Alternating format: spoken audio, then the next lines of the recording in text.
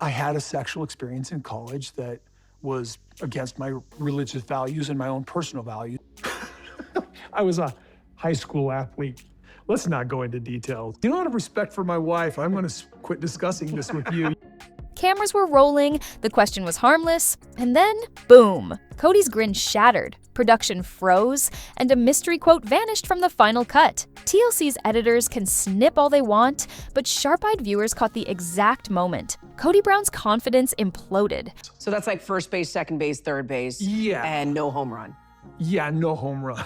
Okay. One stray line about his Mormon naughtiness slipped from his lips, and within seconds he was barking at host Sukanya Krishnan, begging for a do-over. What was in that outlawed sentence? Why did the network bury it deeper than Coyote Pass secrets? Let's rewind the footage, crack open the raw transcripts, and expose the panic that proved even reality TV has redlined limits. Janelle and Christine never knew about it. Robin learned of it the first month we knew each other. Here's the frame-by-frame. Sukanya, easing him toward a playful tangent on pre-wedding mischief, asks whether his courtship experiences ever blurred the church's bright lines. Cody laughs, leans forward, and half-whispers the phrase, "my Mormon naughtiness," a quip so casual it might have floated by had he not immediately stiffened, eyes darting off camera. A stage light flickers, a producer's headset crackles, and suddenly Cody's hand shoots up like a traffic cop at a busy crosswalk. "Cut. No. Stop," he mutters, voice tight enough to slice paper. You didn't take those options? No. I was a little bit wild, but I wasn't, like I was being Mormon naughty. Sukanya, ever the professional, tries to coax him back, but Cody pivots, insisting that sexuality is off limits. Crew insiders later claimed a red warning graphic blinked. On the master monitor, legal flag. Within 30 seconds, a floor manager hustled over. The interview jumped tracks, and a fresh take began. What does Mormon naughty mean? It means I would kiss and hug, but no actual intercourse. Minus the daring phrase and minus Cody's earlier easygoing demeanor. Viewers at home saw only a jarring splice. One moment Cody was mid-giggle, the next he was stone-faced, and the playful back and forth about teenage rebellion never surfaced. Yet, in the split second before the cut, a hot mic snag preserved the outlawed words, and some subscribers who captured early feeds swear the closed captions briefly printed them before an overnight patch erased the evidence. So that's like first base, second base, third base, and no home run. Yeah, no home run. Okay. If that tiny slip could trigger such frantic damage control, seasoned fans wonder what unpublished confession the full quote might reveal, and why TLC decided this particular revelation could never see daylight. Freeze frames do not lie, and the tiniest hiccup in a broadcast can shout louder than a megaphone for anyone patient enough to hit pause. The Tuesday after the episode aired, a retired librarian in Idaho posted a still shot on Facebook showing Cody's mouth mid-syllable, his lips forming an unfinished consonant, while the bottom third chiron blipped from white to pale gray.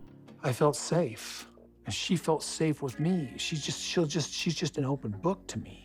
Several grandmothers in the comments compared timestamps, and sure enough, the moment arrives exactly 12 minutes and 17 seconds into the streaming cut, yet the digital download clock's a 2-second gap. That gap behaves like a skipped heartbeat. Background hum vanishes, Sukanya's eyebrows jump ahead half a frame, and Cody's right shoulder resets into a slightly different angle as though someone tugged him out of his seat and dropped him back in. Editors typically slather a transition to hide such surgical stitches, but here they must have raced the clock, leaving raw pixels behind like a carelessly folded hem.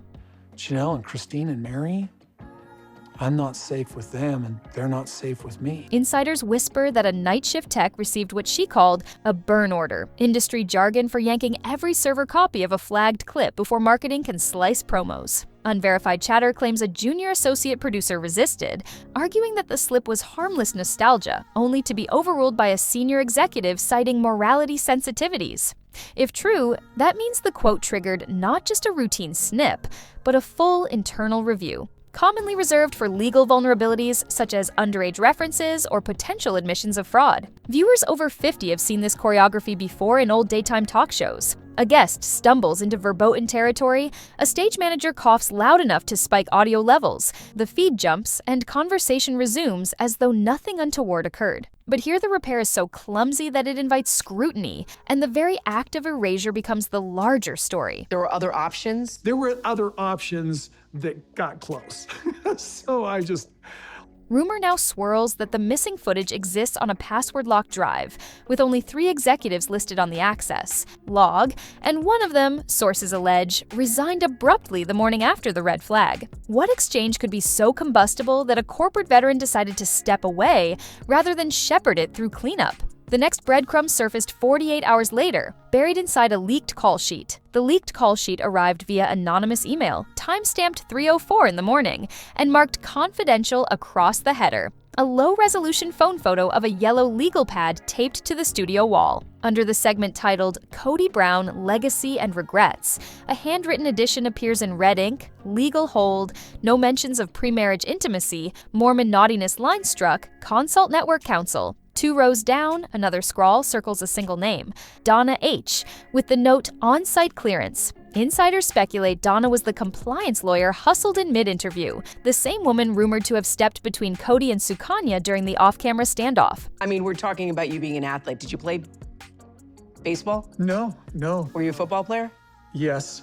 An unverified PA account shared on a locked Reddit thread alleges Donna demanded a private playback, pressed her palms to her temples, and muttered that the phrase carried reputational risk for both the show and for Cody's lingering church ties. The PA claims Donna warned that if the line aired, certain fundamentalist groups could interpret it as Cody confessing to behavior more serious than the wink he intended, potentially igniting doctrinal backlash, legal scrutiny, or both. That same night, according to the call sheet, a segment B was ordered, a pickup interview with Robin to reframe Cody's teen years as harmless exuberance stripped of any salacious overtones. Yet, when Robin sat under the lights the next afternoon, she reportedly refused to touch the subject, calling it Cody's mountain to climb, further frustrating producers who now had a jagged gap in their narrative arc. So it's like, I was a wrestler. So you never got the touchdown, but you got some pick. Anonymous crew chatter suggests tempers flared. One camera operator said he had never seen an A-block implode so completely in his 15 seasons on unscripted television. By dawn, the word from upstairs was definitive. The line stays buried, the compliance attorney signs off, and editors stitch whatever they must to fill the silence. Viewers, though, sensed blood in the water, and forums erupted with theories, ranging from secret premarital partners of unspecified gender to hush-hush settlements Cody feared would resurface. And just when chat rooms began to cool, David Woolley waded in with a comment that lit the match all over again, insisting Cody's panic was textbook power grab behavior. His late-night post vanished within the hour, but screenshots remain, and what those screens reveal points directly to a clash the cameras never intended to capture. David's screenshot flared like a campfire in a midnight desert. His words, crisp as flint, polygamist men ruin women, allegedly saw it with my own sisters, and panic when the facade cracks. So I wasn't respected as a mom with Cody. I was not respected as a wife. Those 9 lines, insiders whisper, were posted to a private Facebook group for ex-FLDS relatives, yet within minutes they shot across X and TikTok clipped beneath the hashtag CodyCut. David, newly christened as Christine's truth-teller husband, referenced unnamed production lawyers circling the set and mocked Cody's sudden concern for morality clauses. Funny how the same guy who filmed 20 seasons of marital shuffleboard can't finish a sentence about youthful hanky-panky. The post disappeared after 40 minutes. Rumor has it TLC's publicity team rang David's phone, reminding him of non-disparagement fine print. But the damage was done, and fans, mostly women old enough to remember daytime soaps pre-VCR, folded the remark into their mental scrapbooks.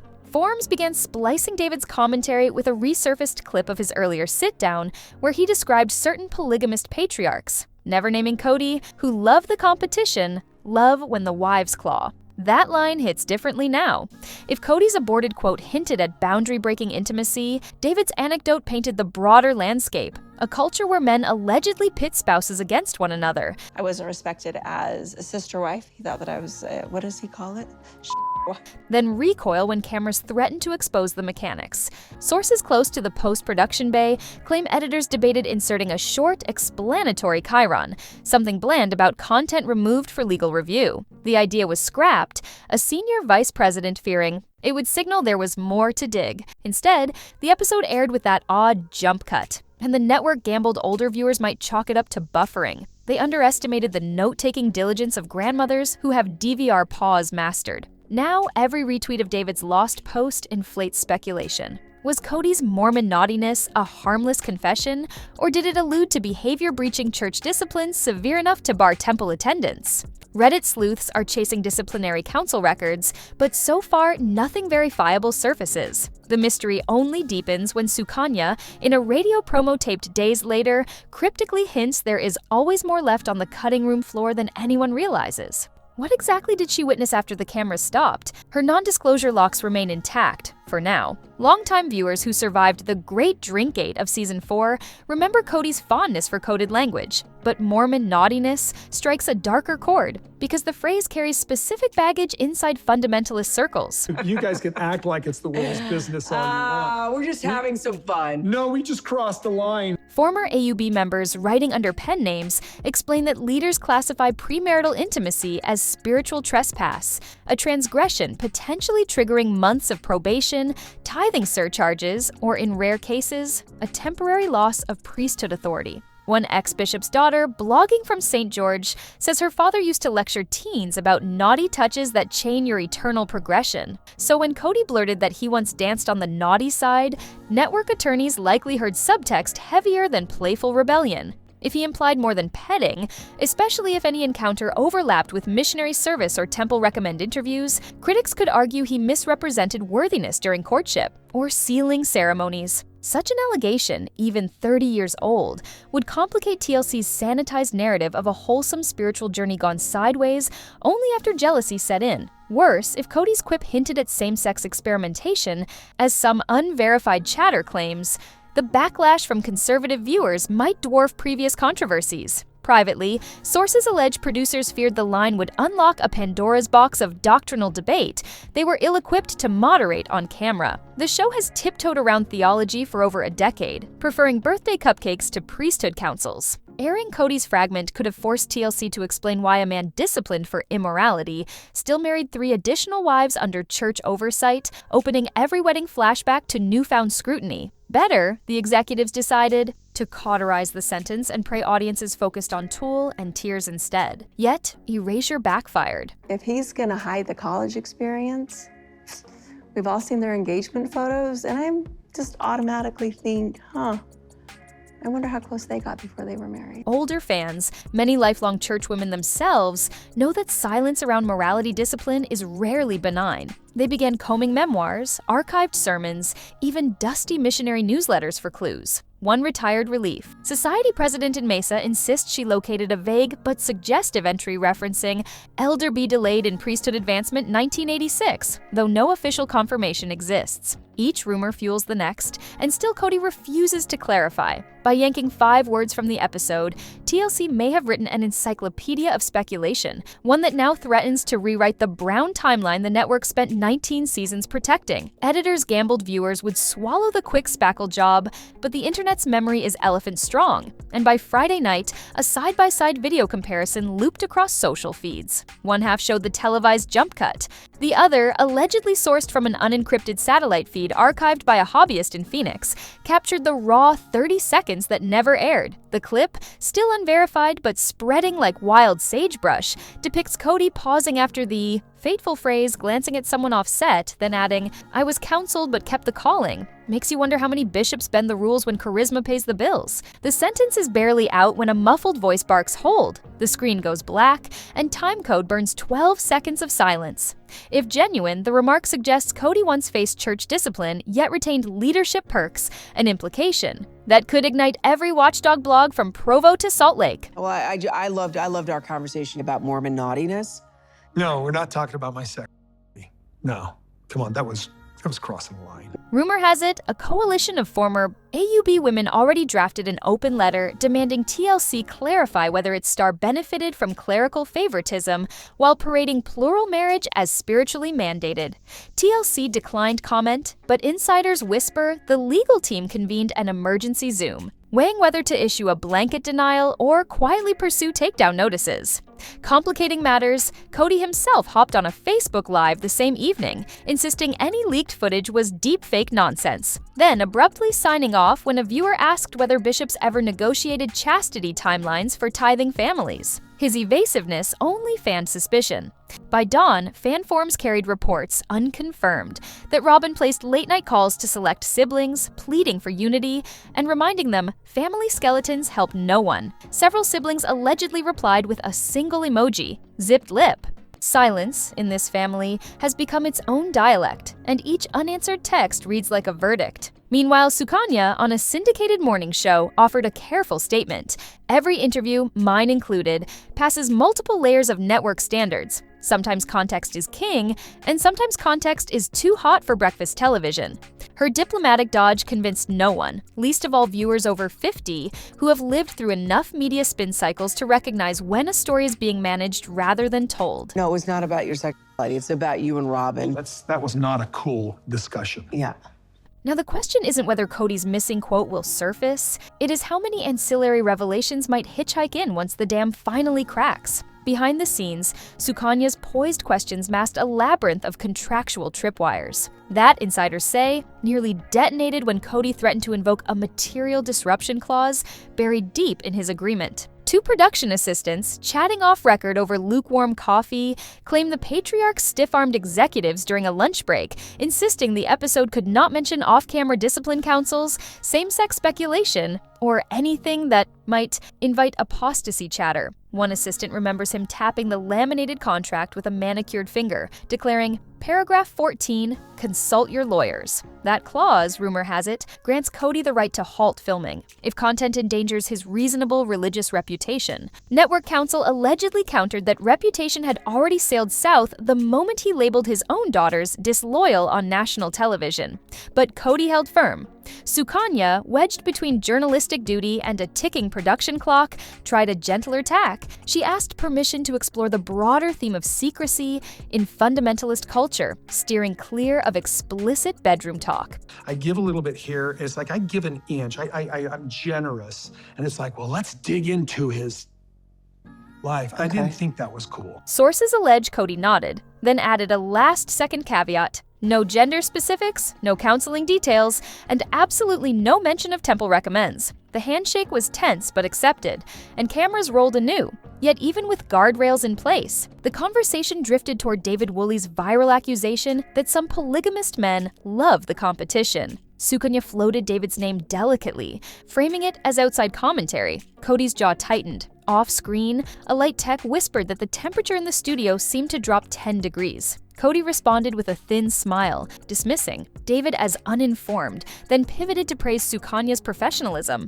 When she gently probed whether controlling information keeps wives in line, Cody's composure cracked. He snapped that people weaponize ignorance, a phrase later trimmed to misuse words in the broadcast. Crew members say the exchange ran another 6 minutes, filled with half-finished sentences and legal risk landmines, until a senior producer signaled a wrap. As soon as the boom mic lifted, Cody allegedly reiterated his threat to exit the series if any contextless clip painted him as morally compromised. He walked off set clutching a folder of personal notes that no one outside the legal department has read. Sukanya exhaled, rolled her shoulders, and murmured to a stylist, "That is one storm I would rather outrun than chase." But storms rarely respect running shoes, and the footage, however sanitized, was already slogging through post-production, where each edit carries the risk of leaving enough breadcrumbs for audiences to follow straight into territory the network desperately hopes to fence off. Are you afraid at some point Robin could leave if the anger continues to persist? Yes. Hours after filming wrapped, a curious ripple surfaced in the usually placid world of contract crew payroll. According to 2 anonymous gaffers, 7 field editors simultaneously put in requests to review ethical obligations, an internal code rarely invoked except during documentary scandals. One veteran colorist, reached through a friend of a friend, claims the editors were uneasy that producers ordered the removal not only of Cody's Mormon naughtiness quip, but also of a later exchange in which Sukanya read aloud a fan question, asking whether any brown child had undergone church discipline themselves. The footage, unverified yet whispered about in hushed group chats, reportedly shows Cody glancing toward the wings and mouthing, "Cut that too," legal said. For editors who pride themselves on verite, this felt like crossing from narrative shaping into outright varnish. And rumor has it, the collective pushback reached a senior vice president's desk by breakfast. What resulted was an after-hours closed-door meeting where a compromise emerged. the contentious material would stay buried, but editors could subtly signal omitted content through those telltale audio dips and jump cuts viewers eventually spotted. In effect, the technical team chose to leave a breadcrumb trail long enough for dedicated audiences, especially those over 50 who grew up parsing soap opera clues, to sense that censorship had occurred without breaching the order itself. One editor allegedly likened it to raising an eyebrow with the soundtrack. Word of the silent revolt trickled down to the Brown siblings, many of whom maintained cordial texts with low-level crew. That is how, insiders allege, Logan learned just how drastic the snips were and privately advised his sisters to watch the gaps, not the dialogue. The difference with me and Robin is if we ever broke up, we would never say anything bad about each other. Whether Logan's nudge reignited family group chat debates remains unconfirmed, but within a week, Gwen dropped a cryptic TikTok musing that truth finds daylight even under duct tape. Fans interpreted this as a hint she might someday share the full story of discipline councils and daddy detours. TLC, for now, banks on fatigue setting in before any Brown offspring breaks ranks. Yet each editor still holds a local drive copy, and industry history says morale can slip, laptops can vanish, and leaked clips can surface when executives least expect them. If even one missing segment escapes into the wild, it could detonate questions bigger than a single man's blush-worthy aside, and the countdown, some believe, has already begun. While executives scramble to reinforce non-disclosure walls, and unexpected variables slipped through a crack in the foundation, the syndication package headed for overseas markets. International distributors often receive a slightly longer clean feed before local censorship teams make territory-specific trims, and a British subtitling firm, according to chatter on a professional translators forum, received just such a master. One freelancer posted under the alias Northumberlass that her assignment included a 30-second patch of black with muted track flagged insert generic B-roll. She checked earlier time codes, saw the infamous jump cut, and deduced this mystery void was the redacted Cody quote. Subtitlers rely on continuity for timing. A sudden silent chunk throws off caption sync across an entire hour. To fix it, Northumberlass was told to stretch preceding dialogue rather than restore the missing lines, an instruction she found unusual. She vented anonymously, noting the black segment still carried faint room tone and a fragmentary waveform, suggesting audio had been dipped, not deleted. Within hours, her post was deleted by moderators, but screenshots had already migrated to fan boards, supplying the first semi-official proof of deliberate audio burial. I was a high school athlete, and there was only, let's not go into details. Stateside, TLC's press office issued a bland statement about routine format variations, yet media-savvy viewers recognized the damage control cadence. Entertainment bloggers pounced, and by the next afternoon, 3 digital tabloids ran sidebars, implying the cut material contained potentially explosive doctrinal misconduct. The phrase, though purely speculative, trended long enough to push Sister Wives back into headline rotation just as the network hoped to move on. Friends of the show insist most of the Brown clan would love nothing better than to let this controversy fade, but algorithm gods reward fresh gossip, and Cody's refusal to clarify only feeds the beast. Meanwhile, Sukanya, readying for her next assignment, reportedly remarked off-mic that she would not be surprised if the lost quote reads tame by daytime standards, but context is a tinderbox in certain faith communities. For a generation of viewers raised on whispered temple talk and Sunday school hushes, Tinder is plenty. They are screenshotting every waveform, crowdsourcing lip-reading analyses, and treating each silent frame like a locked diary page begging to be pried open. The harder TLC clamps down, the more fervently these sleuths dig, convinced the buried sentence will reveal not just a naughty anecdote, but the hidden lever that toppled a plural palace. Inside the network's crisis suite, strategists floated a radical fix. Lean into the speculation with a sanitized director's cut special, framing the missing words as no more scandalous than a teenage fumbling behind a chapel. But leaked memos show pushback from marketing, who fear any on-air acknowledgement would oblige them to address the louder questions swelling in comment threads, whether Cody's alleged discipline once jeopardized his right to seal additional wives. According to former AUB members, if a man is under probation, leaders can still greenlight further plural marriages for uniting families, but only after intensive repentance interviews. If Cody's stray remark hinted he skirted or abbreviated that process, critics could claim the Brown weddings showcased on TLC were built on shaky ecclesiastical ground, transforming a cozy reality franchise into an inadvertent expose of loophole spirituality. That turns a tidy ratings engine into a potential documentary courtroom, something advertisers dread. Facing that specter, the network opted for a quieter strategy: flood the zone with upbeat Brown-centric shorts, puppy adoptions, recipe swaps, toddlers' first haircuts, hoping to smother algorithm interest. Yet within days, an enterprising podcaster spliced those feel-good clips alongside the suspicious audio dips, titling her episode Bark, Bake, Silence. Her RSS feed skewed older female, precisely the demo TLC courts, and suddenly grandmothers who merely liked cinnamon roll tutorials were swapping theories about bishop endorsements. In Utah coffee shops, yes, they exist, gray-haired patrons whispered over herbal lattes that perhaps God's mysterious ways included network jump cuts. One retired genealogy consultant even compiled a spreadsheet of Brown marriage license dates against known church conference weekends, looking for gaps that might align with rumored disciplinary holds. No match yet, but her spreadsheet found its way to journalist inboxes, and the story metastasized from fan intrigue to potential investigative piece. Network insiders privately concede they might have weathered the storm by airing the slip untouched, let viewers chuckle and move on. Now, the secrecy itself stands trial, echoing that old Watergate axiom about the cover-up eclipsing the deed. Each fresh attempt to pivot reads as guilt, each cheerful montage a neon sign pointing back to the missing quote. And though TLC hopes the news cycle will tire, seasoned viewers remember other scandals that simmered for months before boiling over. With overseas subtitlers under gag orders, restless editors sitting on backup drives, and siblings trading zipped lip emojis, the pot is rattling louder by the week, and one good shake could send the entire lid flying toward prime time.